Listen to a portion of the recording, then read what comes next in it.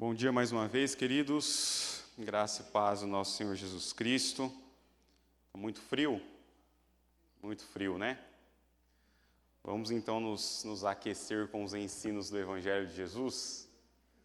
Vamos dar continuidade, irmãos, à nossa exposição das nossas teologias bíblicas.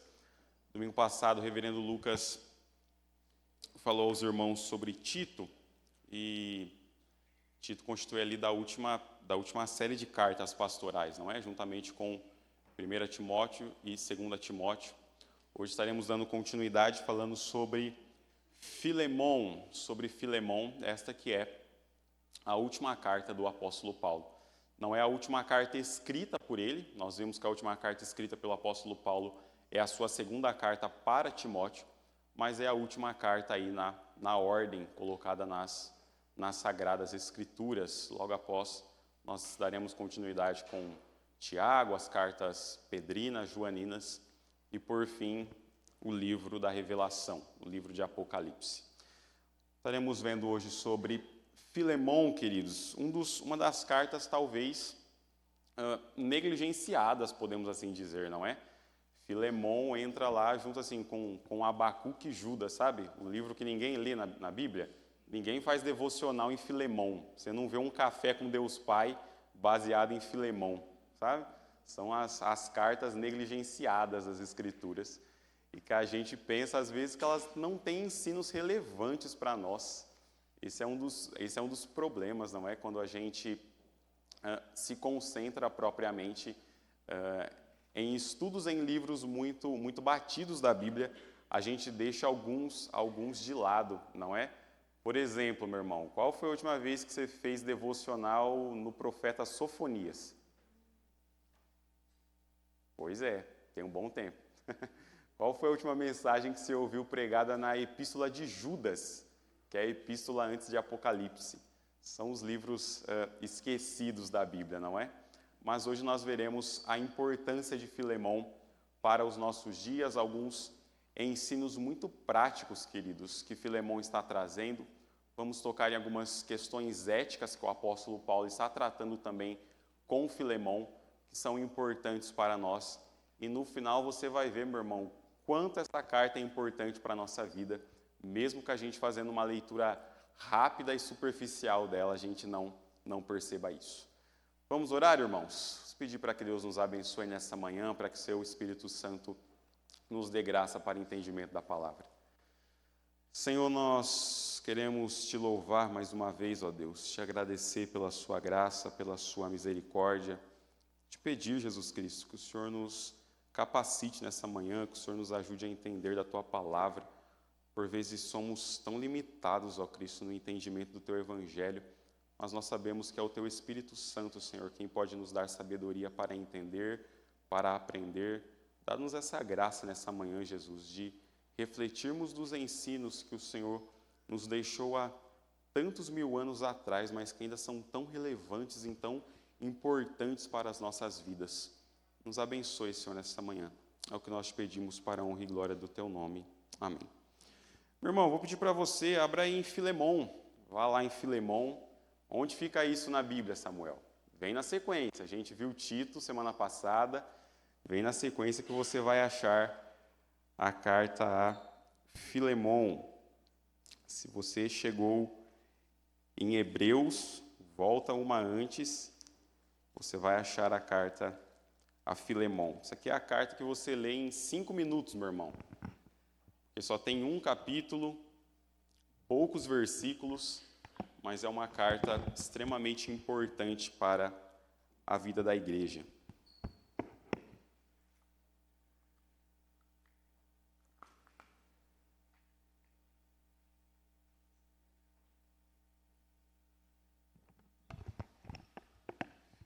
Vou pedir para você deixar a sua Bíblia aberta, irmãos, e no decorrer da aula, conforme a gente for tratando de alguns ensinos, nós vamos ler alguns versículos chaves e alguns versículos importantes para a compreensão e entendimento do ensino do apóstolo Paulo para as nossas vidas. Primeiro, o contexto, querido. Em que contexto a carta a Filemon foi escrita?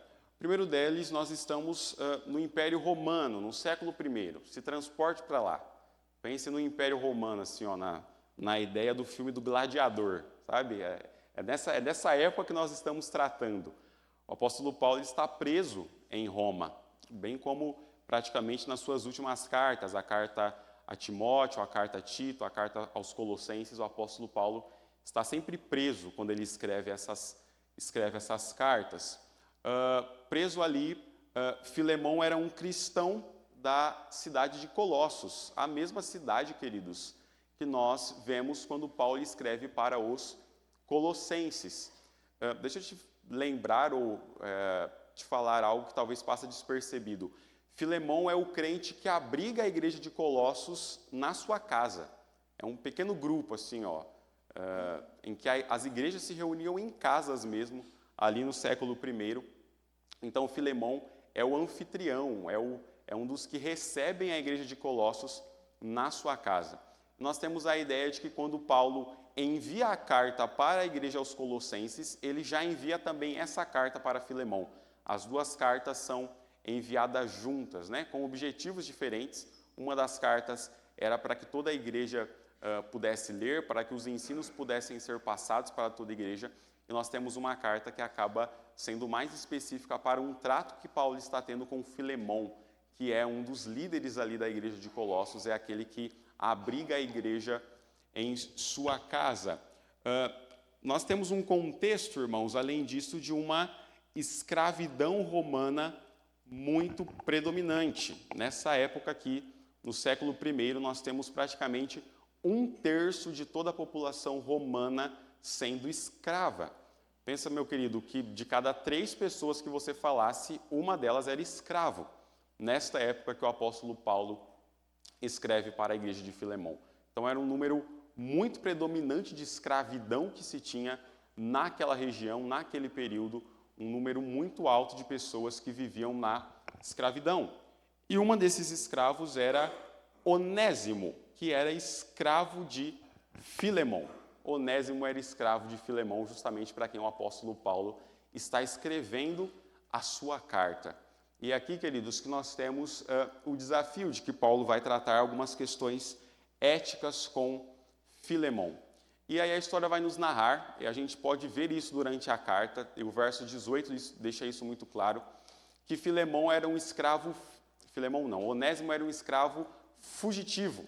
Onésimo foge do seu senhor Filemão, que era o cristão em Colossos, e vai parar em Roma. Ele sai da Grécia, vai para Roma, e lá em Roma, não por acaso, ele encontra quem na prisão? O apóstolo Paulo.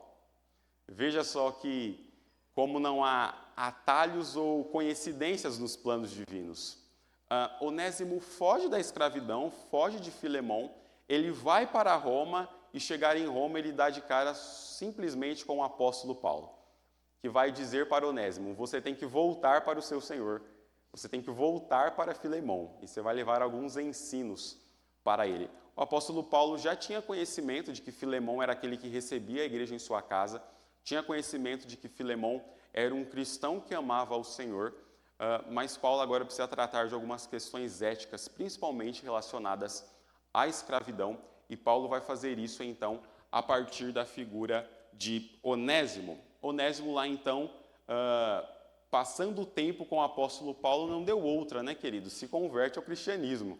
Então, imagine você ter aí um período de 3 meses de férias conversando com o apóstolo Paulo. Será que você ia voltar mais crente?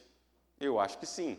É o que acontece com Onésimo. Ele foge do seu senhor Filemão, se encontra com o apóstolo Paulo em Roma na prisão, e Paulo então evangeliza Onésimo, que se converte ao cristianismo.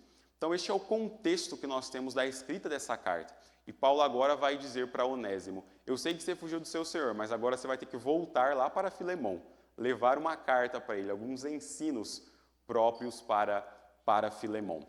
Então, queridos, é neste contexto que nós estamos trabalhando essa carta que é muito importante. Olha lá Filemão lá, ó, parece o George Clooney, não é? Ó, Filemão e Onésimo aqui, o escravo. Então, são os personagens principais que nós temos nessa história. O apóstolo Paulo, que está preso em Roma e evangeliza Onésimo, Nós temos Filemão, que era um dos líderes da igreja de Colossos, que era o dono de Onésimo, e nós temos Onésimo, que era um escravo fugitivo, que foi convertido mediante a pregação do apóstolo Paulo. É neste contexto, queridos, que nós queremos falar. Veja que, se você olhar aí na carta Filemão, irmãos, nós temos algumas outras pessoas que são citadas nessa carta. Nós não vamos discorrer muito sobre cada uma delas, mas é importante nós citarmos quem são as pessoas que Paulo está trazendo. Então, além de Onésimo, que era o escravo fugitivo que foi convertido pelo apóstolo Paulo, e além de Filemão, para quem a carta é endereçada, e além do próprio apóstolo Paulo, nós temos aí nos primeiros versículos a figura dessas duas pessoas, Áfia e Arquipo. Áfia, muito provavelmente, era a esposa de Filemão. Nós não podemos afirmar isso com certeza, mas nós temos bons motivos, talvez, para acreditar que Áfia era a esposa de Filemão, porque o apóstolo Paulo, sempre que vai endereçar e fala para casais, ele cita a figura da mulher. Então, nós temos ou provavelmente Áfia sendo a esposa de Filemão, ou ela sendo uma cristã muito influente na igreja de Colossos. Nós temos também a citação da figura de Arquipo, que muito provavelmente era filho de Filemão com Áfia. Então, era um líder cristão da igreja de Colossos, e muito provavelmente ele era filho de Filemão. Além disso, querido, nós temos a citação destes aqui, que não é novo nós vermos a citação de Timóteo, não é? Boa parte das cartas do apóstolo Paulo é Timóteo quem está redigindo, o apóstolo Paulo está falando, é Timóteo quem está escrevendo. Então, boa parte das cartas que nós vimos do apóstolo Paulo, ele cita a figura de Timóteo, porque quem está com ele em boa parte da prisão, a maioria da prisão do apóstolo Paulo, um dos companheiros fiéis mesmo, aquele que não larga o osso de jeito nenhum, é Timóteo, está ali junto com o apóstolo Paulo. E nós temos também a figura de Epáfras, Marcos, Aristarco, Demas e Lucas, que são companheiros de prisão e colaboradores do apóstolo Paulo. Este Marcos aqui é o João Marcos, meu irmão, aquele que deu a confusão lá com Paulo e Barnabé, aquele que faz com que Paulo se afastasse deles. E esse João Marcos é o mesmo que vai escrever o Evangelho de Marcos. Nós temos a figura também aqui de Epáfras. Os irmãos lembram quem era Epáfras quando nós falamos aos Colossenses? É aquele que foi o fundador da igreja em Colossos. É um dos pastores da igreja em Colossos, para quem Paulo escreve a carta aos Colossenses. Então, são algumas figuras, queridos, que são citadas na carta a Filemão. Deixa eu já começar, meu irmão, com aquele famoso os dois pés no peito. Deixa eu já te falar de algumas questões importantes quando nós tratamos sobre a carta a Filemão. A pergunta que se levanta por vezes é: Filemão era um cristão que tinha escravos? Sim, Filemão era um cristão que tinha escravo. Onésimo era escravo de Filemão. E deixe-me relembrar, meu irmão, novamente da questão do contexto onde nós estamos inseridos. Era predominantemente comum e natural a escravidão no primeiro século no Império Romano. Quando nós falamos de escravidão, queridos, o que vem na nossa mente ocidental, às vezes é simplesmente a escravidão que houve em nosso país ou que houve nos países sul-americanos, não é? De negros sendo trazidos do continente africano para cá e sofrendo tudo que a gente sabe que foi, tudo que foi feito.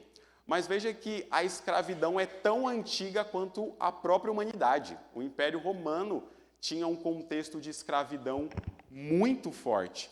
Então, a escravidão romana, queridos, era baseada basicamente em conquistas, dívidas ou por nascimento. Era um dos 3 modos de você ter um escravo. O primeiro deles ali, que é conquista, é quando você ia lá, colonizava outra nação, brigava contra um povo, e aquele povo agora se tornava seu escravo. Lembra lá novamente da figura do gladiador. Você que assistiu Gladiador 2 deve ter visto isso. A ideia de que alguém que vai para uma guerra, você vence um povo, então aquele povo agora te pertence, passa a ser o seu escravo. Um segundo modo era por dívida. Então você tinha uma dívida muito grande com alguém, você não conseguia pagar essa dívida, o que você fazia? Se tornava escravo dessa pessoa. Vendia literalmente a sua força de trabalho até que pudesse ser a sua dívida quitada. E um terceiro modo, que já ocorreu em boa parte do nosso continente também, era a escravidão por nascimento. Se você nascesse e sua mãe fosse escrava, adivinha? Você também seria escravo. Escravidão por nascimento. Nós não temos, queridos, informações de quais dessas categorias Onésimo se encaixa. A mais provável, ou as mais prováveis, é que Onésimo se encaixa ou numa escravidão por nascimento ou numa escravidão por conquista, porque no século I em Roma, a escravidão por dívida já estava sendo meio que descontinuída, ela já estava caindo. Então, muito provavelmente, ou Onésimo nasceu filho de uma escrava, ou Onésimo fazia parte de alguma nação que foi conquistada pelo Império Romano e então ele se tornou escravo. Veja, queridos, é nesse contexto que Paulo está escrevendo para Filemão. A escravidão era algo predominantemente aceito e comum na sociedade. Todas as pessoas que pudessem teriam escravos. E os escravos, por vezes, nós temos relatos de escravos que, às vezes, mesmo livres, eles queriam continuar trabalhando para os seus senhores. É nessa ideia que Paulo está escrevendo, é neste contexto. Veja que nós temos, queridos, ainda é importante falarmos de como a cosmovisão cristã trata a escravidão. Meu irmão, veja, alguns vão usar a carta a Filemão para justificar a escravidão, para dizer que a escravidão não é algo ruim. Você tem escravo lá na sua casa? Eu espero que não. Eu espero que você não esteja mantendo ninguém sobre estado de escravidão, tá bom? Senão a gente vai ter que te denunciar, né, Denis, para o Ministério Público. Mas veja, meu irmão, que o cristianismo e a nossa cosmovisão cristã não dão bases para a escravidão. Nós vemos toda a Escritura, desde o Gênesis, falando da famosa imago Dei, o homem ser criado à imagem de Deus. E nós temos ainda em Gálatas, Paulo dizendo que todos são iguais diante de Cristo. E esse texto de Gálatas é muito bom, quando Paulo fala que em Cristo não há nem escravo, nem livre, nem homem, nem mulher, nem rico, nem pobre, nem sábio, nem tolo. Todos diante de Cristo possuem a sua imagem, o DNA dado por Cristo Jesus. Então, a cosmovisão cristã dentro dessa imagem não dá base para a escravidão. O fato de nós estarmos tratando com isso no contexto romano e no contexto que Paulo escreve a carta a Filemão, é justamente Paulo lançando bases para dizer a Filemão, você não pode ter escravos. Por quê? Porque você agora é cristão. É disso que Paulo está tratando nessa carta. É um dos assuntos que ele vai dar muita ênfase. É importante, queridos, ainda dentro disso aqui, nós pensarmos e refletirmos se Filemão, sendo cristão, sendo um dos líderes da igreja de Colossos, por que ele ainda continua tendo um escravo? Veja, meu irmão, além do fator de normalidade que isso havia dentro da sociedade, o apóstolo Paulo não vai sugerir nenhum tipo de revolução para acabar com a escravidão.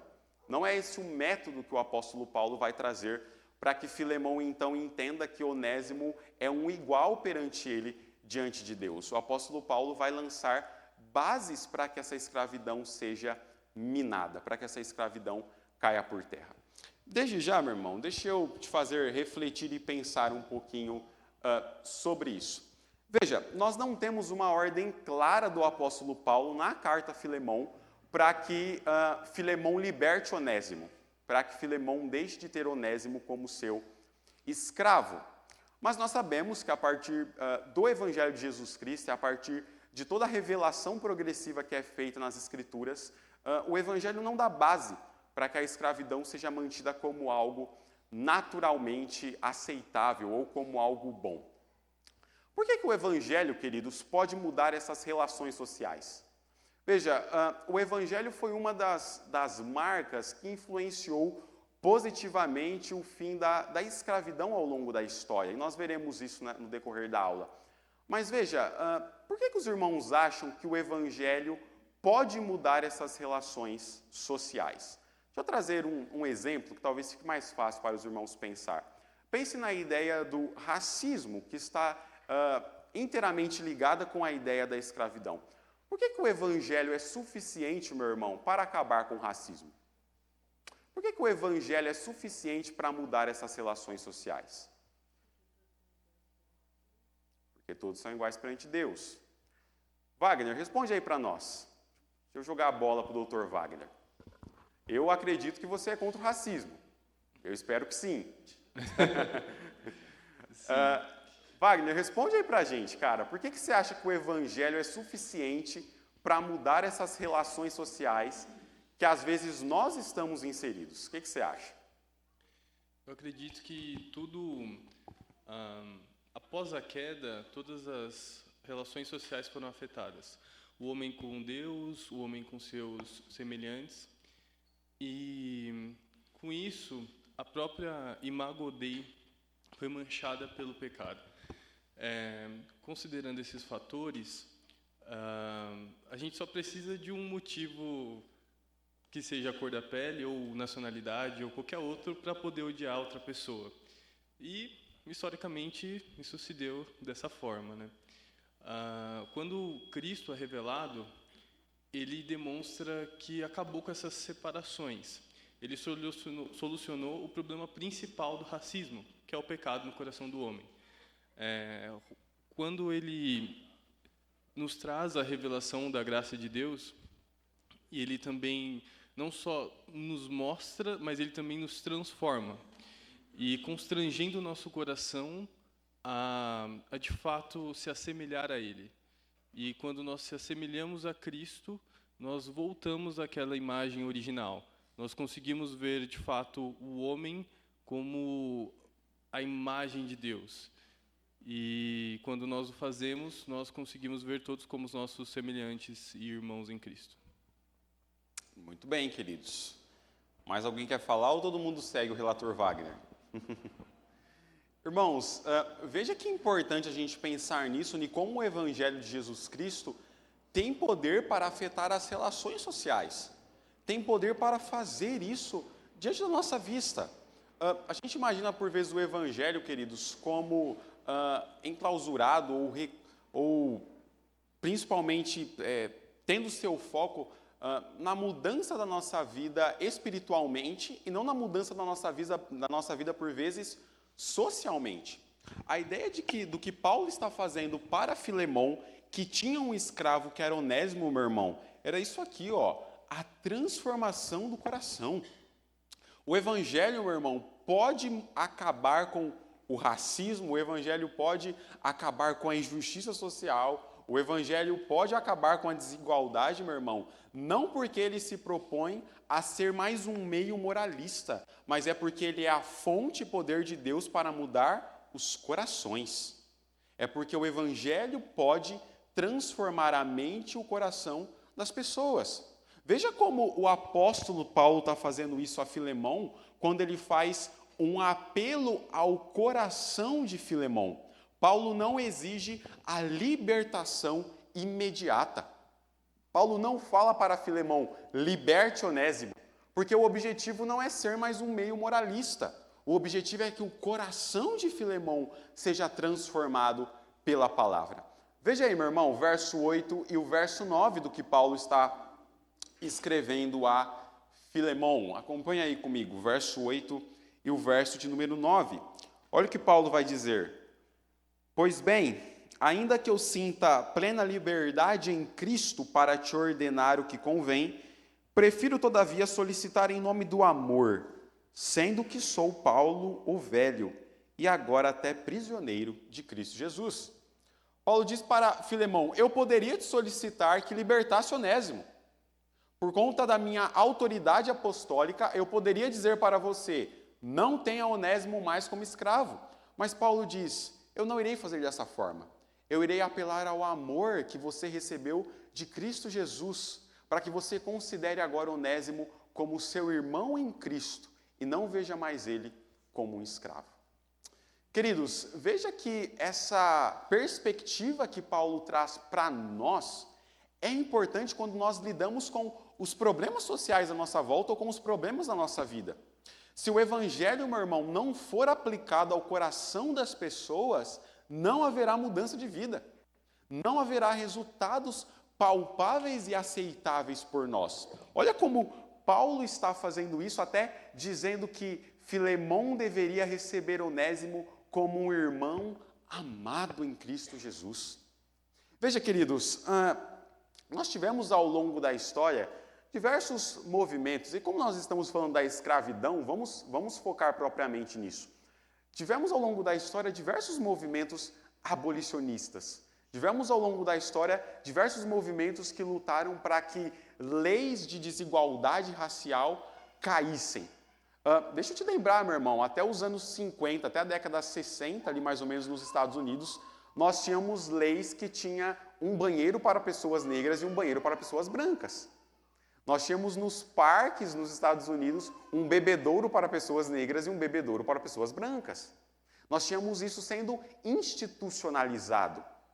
E veja, meu irmão, que ao longo da história diversos movimentos lutaram para que essas questões caíssem por terra.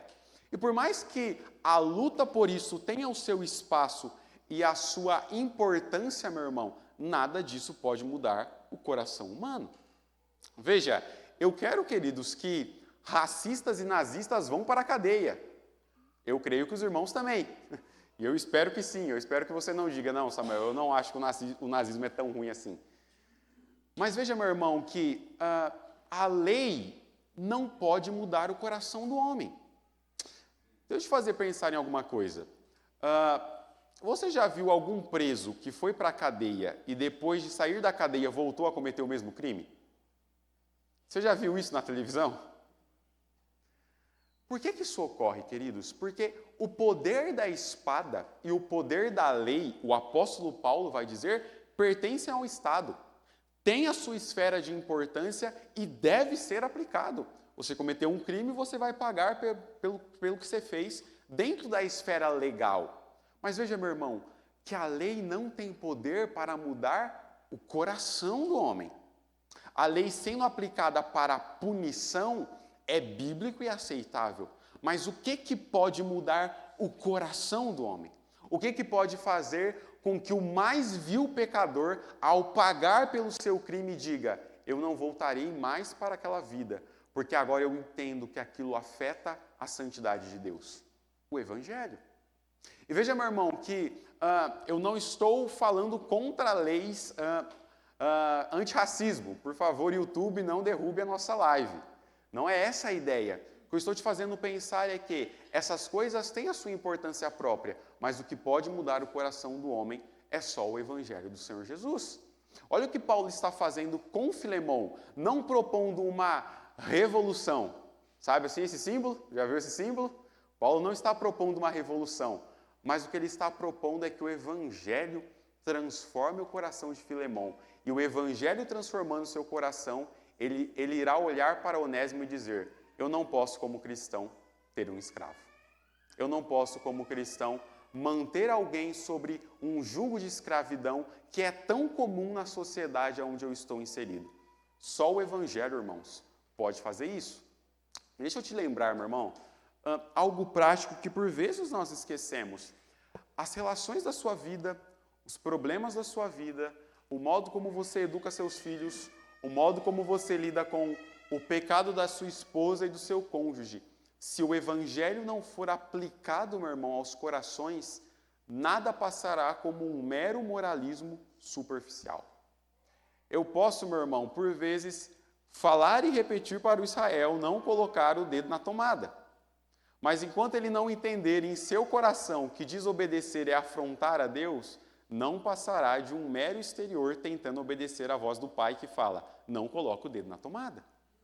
Os irmãos percebem como é importante que as aplicações na resolução dos problemas da nossa vida ou ao lidar com o pecado, seja aplicando isso ao coração, seja aplicando isso à fonte de pecado que nós temos. E deixe-me relembrar, a Bíblia diz que a fonte de todo pecado, de toda angústia, de toda amargura, de toda a guerra, de toda a porfia, Marcos vai dizer, é o coração do homem. Sabe qual que é a fonte, meu irmão, da escravidão? O coração pecaminoso do homem. Sabe qual que é a fonte de pessoas que olham e fazem juízo da cor da pele de umas para as outras? O coração do homem pecaminoso e caído. O evangelho precisa ser aplicado a isso. O evangelho precisa fazer sentido no coração das pessoas, na sede de vontade e conhecimento delas, para que então elas sejam transformadas. Isso é importante, queridos, e é isso que Paulo está fazendo aqui na carta a Filemon. Antes que você mude ali do slide, essa questão da transformação do coração, e essa carta de Filemon, ela é uma carta muitas vezes muito distante da gente, né? A gente acaba é uma folha só, 2 no máximo, e acaba ficando meio distante da gente. Mas eu posso te falar que eu tive uma experiência muito intensa nessa questão dessa carta de Filemon quando a gente foi para o Nepal, né? A gente acabou sempre dividindo com os irmãos aqui. O nosso missionário no Nepal, ele é de uma casta alta, altíssima. O sobrenome dele demanda isso, né? E graças a Deus por isso também, né? Porque abre portas para a questão do evangelho. Mas tudo isso que Samuel falou e tudo isso que está ali naquele slide ali, a gente viveu isso ao vivo e a cores lá no Nepal. Rapidamente falando para os irmãos, teve uma das noites que a gente foi jantar com os irmãos da igreja, com a liderança da igreja. E aquele contexto para nós é normal, a gente foi jantar ali, então, e a gente viu que o pessoal ficou meio acanhado, líderes da igreja, presbíteros que foram ordenados ali, diáconos, e o reverendo Mahendra, ele convidou todos para estarem lá.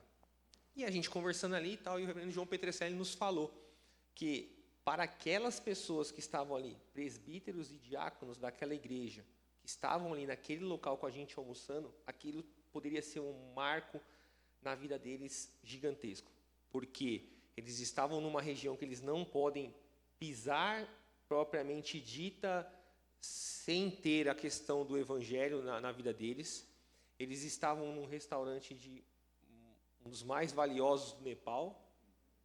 Então, assim, aquilo me fez refletir muito. E aí o reverendo João Petrecelli nos falou, né, que o evangelho no Nepal faz essa transformação.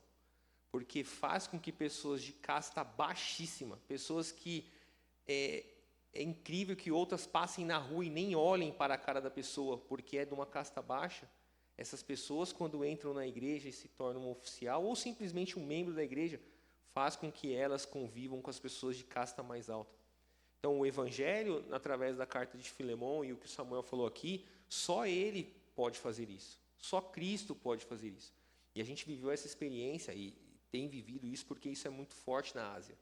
Na Ásia, se você não tiver um nome de casta média para alta, você não é nada, não é nada. E é muito diferente do que a gente vive na realidade aqui do Brasil. Claro, existem outros exemplos que a gente pode viver aqui no nosso país. Às vezes a gente vai se meter em alguns locais aqui, que a pessoa vai olhar para falar assim, nossa, Samuel, o que você está fazendo aqui? Né, um rapaz... Então, e aí a gente vai explicar para a pessoa que a gente está ali, porque a gente é igual a qualquer um que está naquele lugar ali, porque Cristo nos mudou, o Evangelho age dentro do nosso coração. Então, é muito interessante, né, essa questão da carta de Filemon por isso. Né, e eu estou trazendo uma outra ótica, fora do racismo, fora da escravidão, mas uma ótica cultural hoje que ainda existe no nosso mundo, que é a questão das castas, dos sobrenomes, das famílias dentro desse país aqui, desse mundo, né? Olha que importante, queridos. Imagine a igreja lá no Nepal lendo a carta de Filemon. Você tem no mesmo banco alguém da casta alta e você tem no mesmo banco alguém da casta mais baixa. E eles lendo a carta e falando, então em Cristo nós somos iguais. Então em Cristo não há ninguém melhor. Então em Cristo não é a nossa cor de pele, não é o nosso poder financeiro, não é o nosso sobrenome que define quem nós somos. Percebe a importância, meu irmão, da carta de Filemon para a vida da igreja? Percebe a importância de Paulo estar tratando isso com um dos líderes da igreja de Colossos? Olha ainda, queridos, como isso é bem presente. Você já ouviu falar em bomba de fragmentação, meu irmão? Ou bomba de dispersão? É uma bomba russa que é usada da seguinte forma: quando ela explode, ela não causa muito impacto. Só que ao explodir, ela libera mini bombas pelo terreno. Então a pessoa pensa que o resultado foi só daquela explosão momentânea, mas quando ela vai andar pelo terreno, você tem milhares de minas que foram dispersas por aquela bomba. O que Paulo está fazendo na igreja de Filemon é basicamente uma bomba de fragmentação. Veja, ele não está dizendo para Filemon, acabe com a escravidão, mas ele agora vai dar princípios para que a escravidão seja minada. É uma bomba silenciosa, meu irmão. Em vez dele lançar a bomba no centro do prédio, ele está com uma mina terrestre implodindo a base, para que esse sistema caia ali na igreja em Colossos. Olha como Paulo está fazendo isso, queridos. Primeiro, Paulo chama a atenção para o amor de Filemon por todos os santos. Olha aí o verso 5 que ele diz: ouço falar da sua fé no Senhor Jesus e no seu amor por todos os santos. Isso coloca o relacionamento com Onésimo, agora um dos santos, debaixo do rótulo do amor, não apenas do comércio, da relação de senhor e de escravo. Paulo diz para Filemon: eu tenho ouvido, Filemon, do seu amor para com todos os santos na igreja de Colossos. Sabe por quem você também tem que ter amor? Adivinhe, para esse seu escravo fugitivo que eu estou mandando de volta para você. Olha como Paulo está trazendo esses princípios. Paulo apresenta a Filemon, queridos, a superioridade dos pedidos sobre ordens, quando se trata de relacionamentos governados por amor. Olha o que ele diz aí no verso 8 e 9, não é o que nós lemos, porque mesmo ele tendo liberdade para mandar que Filemon cumprisse o seu dever, ele faz isso com um apelo com base no amor. O agir voluntário de um coração amoroso é o alvo do relacionamento do apóstolo Paulo. Lembra que nós falamos que o objetivo dele não é simplesmente uma transformação moralista, mas é que o coração de Filemon seja mudado. O coração de Filemon possa agora enxergar Onésimo como seu irmão em Cristo, como aquele que foi salvo pelo mesmo sangue de Jesus derramado na cruz. Olha ainda Paulo intensificando isso, dizendo que Onésimo é como seu filho na fé. Apelo em favor de meu filho Onésimo, que gerei enquanto estava preso. E Filemon, quando lida com ele, está lidando com o filho do apóstolo Paulo. Essa é a ideia, né? Paulo envia a carta e diga: Filemon, você vai estar lidando com o meu filho na fé. Você não está lidando com o seu escravo. Olha como o apóstolo Paulo está construindo essas bases, queridos, essas pequenas minas terrestres sendo espalhadas pelo coração de Filemon. Olha ainda essa intensidade do relacionamento, queridos, que é expressa, e o verso 15 é muito importante nisso, quando ele diz: talvez ele tenha sido separado de você por algum tempo, para que você o tivesse de volta para sempre. Em outras palavras, Onésimo não está voltando para Filemon para o mesmo relacionamento que ele tinha antes. E Paulo diz: talvez ele se separou de você por um curto período de tempo, com uma importância curta que ele tivesse nessa sua separação. Mas agora Onésimo está voltando para você, para que vocês convivam juntos agora eternamente. Não é mais uma separação. E isso só seria possível se o coração de Filemon fosse transformado pelo Evangelho de Jesus Cristo. Ainda, queridos, no verso 16, Paulo se refere a Onésimo como irmão amado de Filemon. É o tom que toma o lugar da escravidão. Não mais como escravo, mas como irmão amado. É a ideia de que Onésimo e Filemon, queridos, quando vão participar da Santa Ceia do Senhor, eles estão sentados à mesma mesa. Paulo diz: você não receberá mais como seu antigo escravo, você o receberá como seu irmão amado em Cristo Jesus. Olha Paulo minando a escravidão, queridos, de uma forma indireta, de uma forma silenciosa. E por fim ainda, queridos, Paulo deixa claro que Onésimo está com Filemon no Senhor. Ele diz: ele é um irmão amado no Senhor. A identidade de Onésimo é agora a mesma identidade de Filemon. Os dois têm a mesma identidade em Cristo Jesus. São dois pecadores que foram salvos por Cristo Jesus e agora ambos em Cristo são irmãos amados. Deixa eu te falar, meu irmão, você chamaria isso aqui de uma revolução ou não? Você pode imaginar o que é num contexto do Império Romano, em que a escravidão era valorizada, Paulo dizer: Filemão, você e Onésimo são os mesmos em Cristo Jesus. Você imagina como isso soaria na sociedade romana? Alguém dizer que alguém que tinha um escravo, um senhor de escravos, e o seu escravo eram os mesmos em Cristo Jesus. Possuíam a mesma identidade, foram salvos pelo mesmo Redentor, deviam se assentar na mesma mesa para cear. Você consegue imaginar um escravo romano sentando na mesa do seu senhor para almoçar com ele? Olha Paulo falando para Filemão fazer isso com Onésimo no que se tratava a Santa Ceia do Senhor Jesus. Ele agora é seu irmão em Cristo. Ele não é mais o seu escravo. Imagina como isso deve ter soado, queridos, nos rincões do Império Romano. O apóstolo Paulo dizendo que os escravos e senhores não deveriam ser diferentes, mas que em Cristo e pela graça de Cristo, eles eram agora irmãos amados. Eles tinham a mesma identidade. Deixa eu te dar alguns exemplos, meu irmão, de como isso ocorre na história da igreja, de como a carta de Filemão foi uma dessas cartas que influenciou algumas questões muito importantes. Quero começar, queridos, contando a história de John Newton, que era um ex-traficante de escravos. John Newton nasceu no Reino Unido, queridos, no século 17.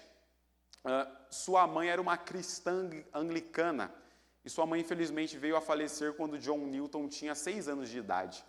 O seu pai era marinheiro da Marinha Real Britânica e, por conta da influência do seu pai, John Newton, na sua juventude, ingressa na Marinha Real Britânica. E a história vai contar que ele era um homem devasso, impiedoso, tinha problemas de relacionamento, tinha problemas de comportamento. Era o que a gente chamaria hoje da ovelha negra da família, era John Newton. Ele vai se tornar, irmãos, na Marinha Real Britânica, um capitão de um navio que transportava escravos. Ele vai se tornar um traficante de escravos no Reino Unido no século XVII. E a história vai narrar de algumas das mais absurdas crueldades que John Newton cometia contra essas pessoas. E diz a história que em uma das navegações que ele fazia com um navio, onde ele estava buscando escravos, inclusive, o navio afundou, o navio naufragou. E enquanto o navio naufragava, John Newton lembrou de sua mãe e do tal Jesus que sua mãe falava para ele quando ele era criança. E diz que nesse momento, enquanto o navio naufragava, ele pensava: Senhor, eu lhe peço que me livre da morte, eu lhe peço que o Senhor tenha misericórdia da minha alma. E a história diz que, de uma forma milagrosa, John Newton sobreviveu a esse naufrágio. Foi parar na orla da praia, não se sabe como, mas sobreviveu. E a partir daquele dia ele começou a estudar o Evangelho. Ele começou a estudar as Escrituras. Começou a fazer isso de modo que o Evangelho começou a trabalhar em seu coração, até que ele chegou em um momento que ele percebeu que ele não podia mais voltar para a vida antiga que ele tinha antes. John Newton foi então, depois de um tempo estudando teologia academicamente, ele foi ordenado pastor anglicano no Reino Unido. Ele é um compositor, queridos, de uma das músicas cristãs mais conhecidas, Amazing Grace, Maravilhosa Graça. John Newton é o autor dessa canção. E nessa música, queridos, no primeiro trecho, John Newton diz assim: maravilhosa graça que alcançou um miserável como eu. Eu estava perdido, mas eu fui encontrado. Eu era cego, mas agora eu vejo. O que pode, meu irmão, fazer um ex-traficante de escravos se tornar agora um pastor, um líder, um cristão que vai, inclusive, lutar contra a escravidão no Reino Unido? O Evangelho de Jesus. O que é que pode fazer com que um ex-traficante de escravos, meu irmão, olhe para a sua vida, se arrependa do seu passado e agora queira dar continuidade seguindo fielmente a Jesus Cristo? O Evangelho aplicado ao coração. John Newton, queridos, é um dos que vai influenciar William Wilberforce na luta contra a escravidão no Reino Unido. E aí nós temos durante o século XVIII e o século XIX cristãos como William Wilberforce e os Quakers, nos Estados Unidos, lutando contra a abolição da escravidão. E a história vai narrar que uma das coisas que fizeram com que leis anti-escravidão fossem aprovadas no Reino Unido foi justamente os discursos de William Wilberforce e também de John Newton no parlamento britânico, dizendo que todos os seres humanos possuem a imagem de Deus. Todos os seres humanos são dependentes da graça de Deus. Eles influenciam para que essa luta prosseguisse e a escravidão fosse acabada. A gente teve ainda, queridos, e tempos atrás, em um dos meus sermões, falei sobre os morávios que foram enviados como missionários para ilhas dos Caribes para evangelizar escravos, porque entendiam que só o poder do evangelho podia transformar aqueles corações. Só o poder do evangelho podia trazer nova vida, podia despojar o homem do seu velho homem e revestir-se de uma nova vida agora em Cristo Jesus. Nós não temos relatos, queridos, se John Newton ou William Wilberforce, seja quem for, estudou propriamente e especificamente a carta a Filemão. Mas crendo que eles estudaram todas as escrituras, eu fico imaginando John Newton lendo a carta de Filemão. Eu fico imaginando ele lendo e falando assim, eu era um Filemão da vida. Eu era alguém que traficava escravos, eu era alguém que não via a imagem de Deus em outras pessoas. E da mesma forma que Filemão foi transformado, o meu coração também o foi. Da mesma forma que o Evangelho mudou aquela situação ali no Império Romano, ela também mudou a minha vida. É o poder que o Evangelho tem, queridos, de transformar ex-traficantes de escravos a homens que escrevem músicas como Amazing Grace. Você imaginaria lendo ou ouvindo Amazing Grace que o autor dela era um ex-traficante de escravos? Dificilmente. Mas esse é o poder que o Evangelho tem. Esse é o poder que o Evangelho faz com que um Zaqueu da vida, meu irmão, desça depressa da árvore porque convém que Jesus pouse em sua casa.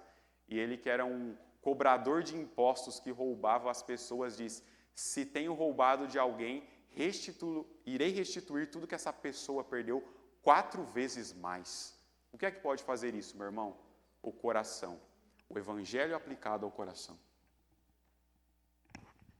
É até interessante, porque essa semana eu assisti esse filme, né, Jornada pela Liberdade, que conta a história de Wilberforce. No filme ele conta que Wilberforce, ele chegou um momento que ele se viu dividido, né, porque ele foi transformado pelo Evangelho e não queria mais ficar no parlamento por estar convivendo com a escravidão, convivendo com essa normalidade da escravidão dentro do próprio parlamento, né. E aí, por um momento, ele foi tocado, até pela ajuda dos companheiros, de que ele não precisava abandonar nem o Evangelho e nem a política, que ele conseguiria unir os dois e nisso trabalhar para a glória de Deus e trabalhar pela a jornada dele.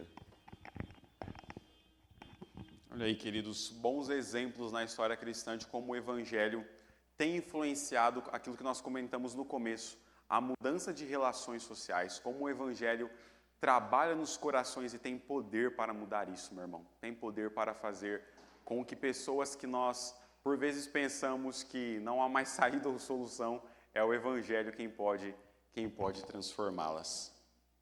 Olha aí, meu irmão, Onésimo, olha lá agora, ó o rosto feliz de Onésimo, hein?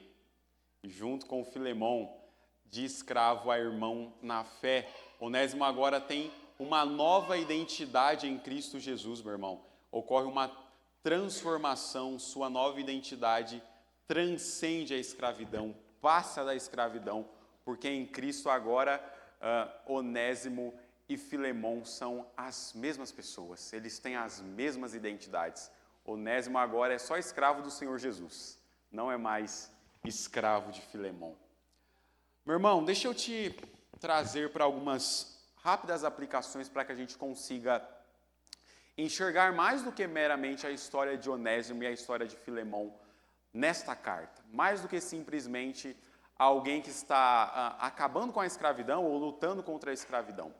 Deixa eu te fazer pensar um pouquinho de como Cristo está embutido nessa história, de como Cristo está trazendo ensinamentos preciosos para as nossas vidas e de como isso é importante para que a gente pense e para que a gente reveja, queridos, para que a nossa vida seja mudada. Nós não temos, irmãos, fontes bíblicas ou conclusões bíblicas se Filemão libertou Onésimo. Não há um versículo na Bíblia que diga isso.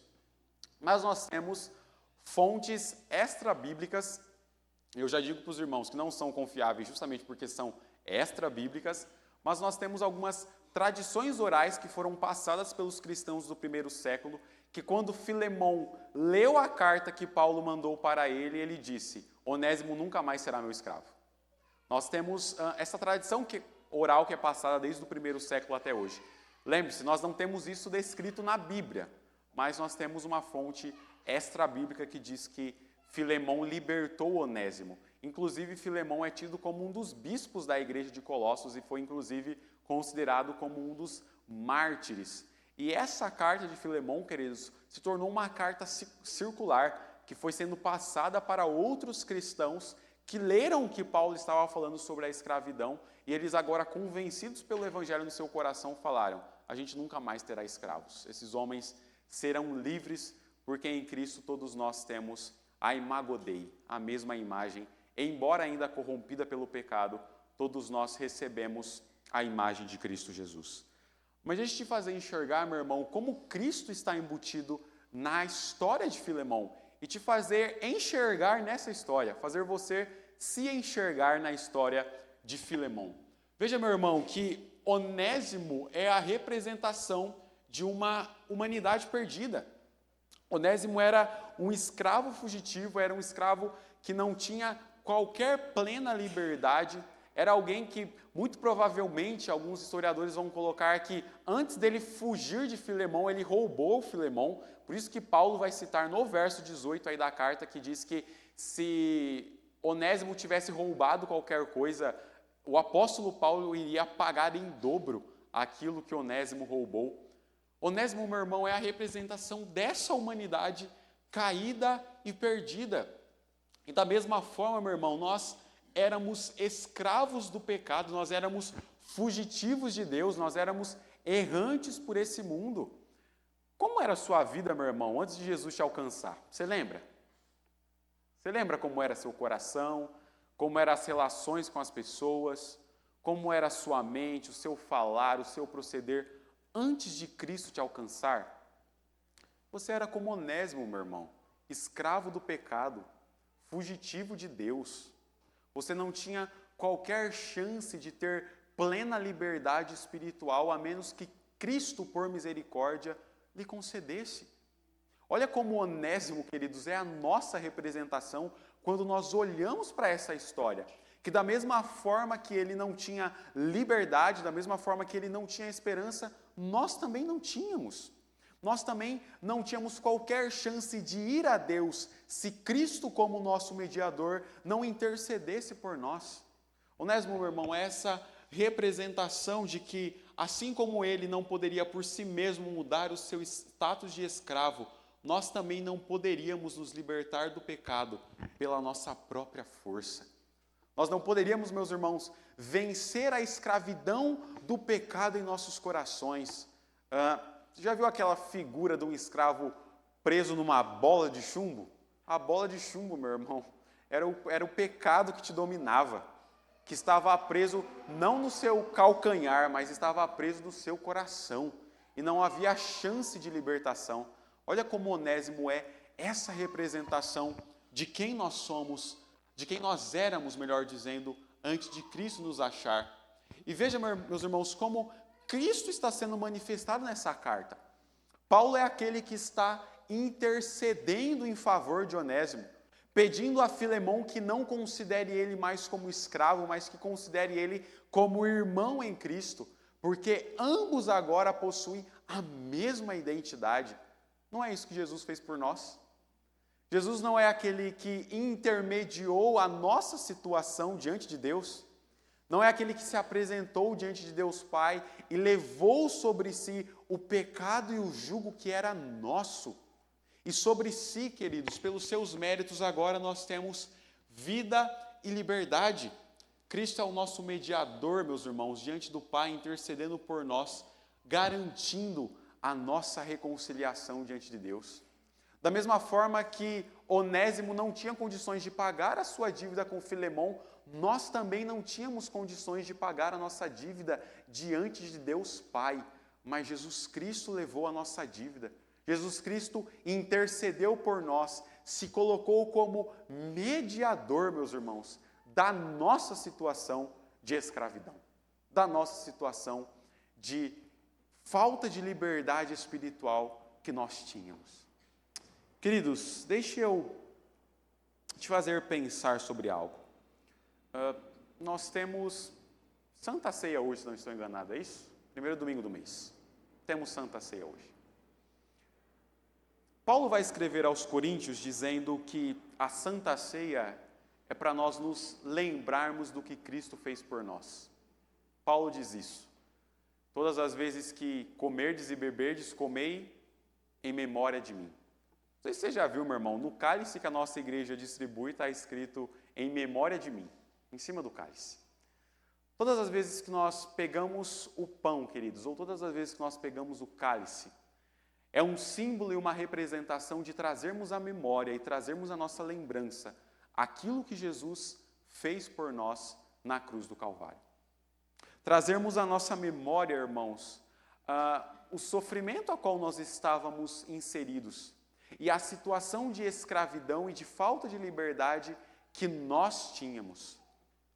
Mas que Cristo, meu irmão, por plena graça e plena misericórdia, nos libertou.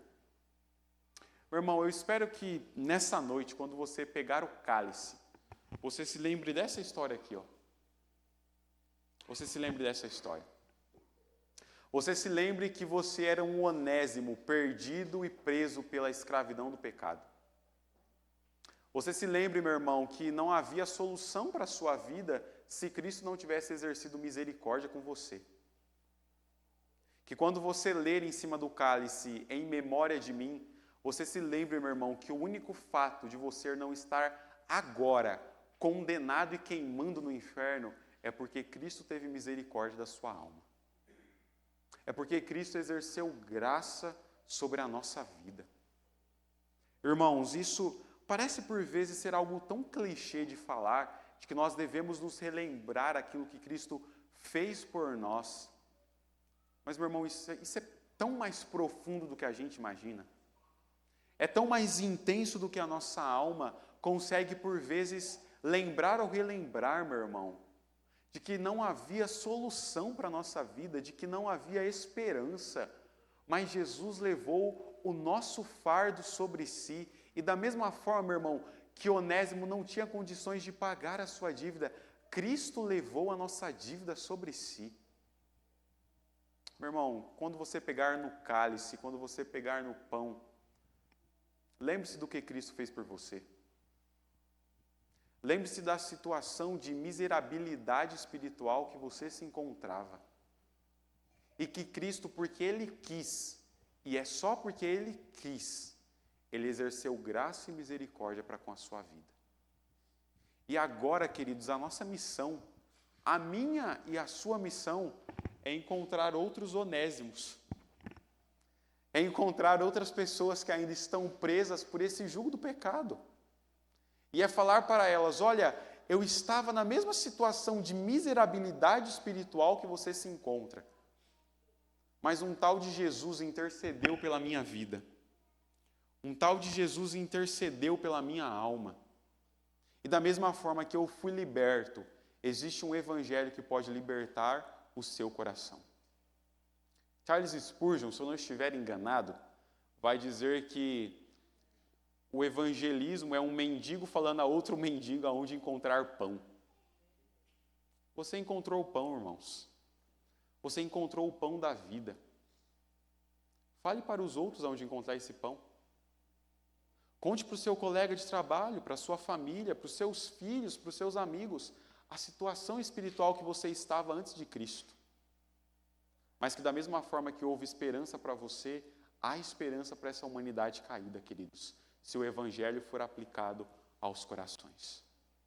A gente precisa sempre se lembrar, meus irmãos, e ser relembrados dessa verdade, porque nós esquecemos ela com facilidade. Nós esquecemos com facilidade do que Jesus fez por nós. Nós esquecemos com facilidade, queridos, que nós passaríamos a vida inteira como escravos, mas Jesus teve misericórdia da nossa alma. Não se esqueça disso, meu irmão. Não se esqueça do que Jesus fez por você e não se esqueça de compartilhar para os outros, que da mesma forma que houve esperança para a sua vida, também há esperança para eles. Por fim, queridos, nós temos alguns legados da carta de Filemão. Um amor incondicional, nós amarmos como Cristo amou, e o amor de Cristo está sendo manifestado a todo tempo. Nós vimos no começo dos primeiros versículos da carta, como Filemão está dizendo que, como Paulo está dizendo a Filemão que ele deveria agora acabar com a escravidão, libertar Onésimo por meio do amor, o mesmo amor de Cristo que o alcançou e o fez liberto do seu pecado, de como a reconciliação, queridos, de como a restauração de relacionamentos está sendo enfatizada nessa carta, de como o Evangelho está trabalhando e de como agora a gente tem um senhor de escravo e um escravo sentados à mesma mesa, com a mesma identidade em Cristo Jesus. Nós temos ainda por fim, queridos, da escravidão para liberdade.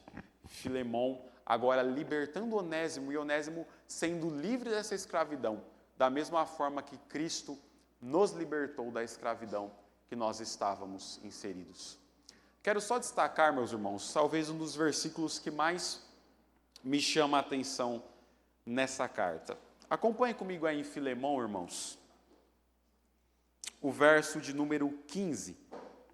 O verso de número 15.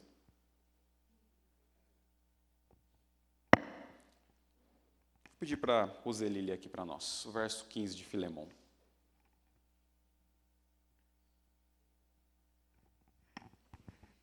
Pois acredito que ele veio a ser afastado de ti temporariamente, a fim de que o recebas para sempre. Eu acho que esse versículo, queridos, resume todo o ensino da carta de Filemão. Onésimo foi afastado dele temporariamente, para que agora, quando ele voltasse com o coração transformado, eles vivessem juntos para sempre. Acho que esse versículo resume bem o ensino que a carta está trazendo para nós, de que nós estávamos afastados de Cristo temporariamente, mas que por graça e misericórdia nós agora fomos reconciliados para viver com Ele para sempre, eternamente. Esse é o versículo, queridos, que eu quero assim, destacar num post-it e grudar na parede da sala da minha casa, para eu sempre lembrar. Todas as vezes que a angústia bater à minha porta, todas as vezes que o mal bater, meu irmão, no seu coração, todas as vezes que o mal, por vezes, chegar à sua vida, lembre do verso 15 da carta de Filemão. Você foi separado de Cristo por um pequeno período de tempo, pelo pecado que te fazia separação, para que agora, quando o Evangelho te encontrasse, você ficasse unido para Cristo eternamente. Vamos orar, queridos? Senhor Deus, nós te louvamos, Cristo. Nós te agradecemos, Pai, pelo teu amor, pela tua graça, pela tua misericórdia. Obrigado, Jesus, porque nós éramos como Onésimo, Senhor. Nós não tínhamos chance de esperança, nós não tínhamos chance de libertação, nós não poderíamos pagar a dívida, Senhor, do pecado que estava sobre o nosso coração. Mas o Senhor, por graça e por misericórdia, fez isso.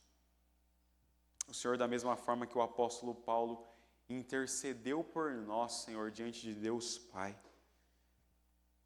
E agora nós podemos, Senhor, viver uma vida livre do jugo do pecado, Cristo. Não somos mais escravos do pecado, Senhor, mas somos agora teus servos, teus filhos. E nós queremos, Senhor Jesus, viver essa vida, ó Pai, lembrando do que o Senhor fez por nós, lembrando que não tínhamos esperança, lembrando que a nossa vida estava fadada à condenação eterna, Senhor, a uma separação eterna de Ti, mas o Senhor exerceu graça e misericórdia sobre a minha vida e sobre a vida dos meus irmãos. Não nos deixe esquecer disso, Cristo. Não nos deixe esquecer, Senhor, da incrível misericórdia que sobre nós foi derramada. Que hoje à noite, Cristo, quando tomarmos o cálice em nossas mãos, nós lembremos que aquele sangue vertido no madeiro foi por nossa culpa. Nós lembremos, ó Deus, que o Senhor levou sobre si os nossos pecados. Nós lembremos, ó Deus, que é só o Teu Evangelho que pode transformar os corações, Jesus. É só o Teu Evangelho que pode tirar o coração de pedra e colocar um coração de carne no lugar. É só o Teu Evangelho, ó Deus, que pode fazer com que um ex-traficante de escravos agora viva uma nova vida em Ti. É só o Teu Evangelho, Jesus, que pode mudar tantos corações, a ponto de que nós sejamos exemplos vivos e fiéis daquilo que o Senhor fez em nossas vidas. Não nos deixe esquecer, Senhor. Não nos deixe esquecer da graça abundante que sobre nós foi derramada. Que quando nosso coração, Senhor, querer falhar ou desanimar, nós lembremos que junto a Deus Pai temos um intercessor que intercede pela nossa vida, mesmo não sendo merecedores. Obrigado, Jesus. Dá-nos dessa graça, Senhor, dia após dia. É o que nós pedimos em nome do Teu Filho Jesus. Amém.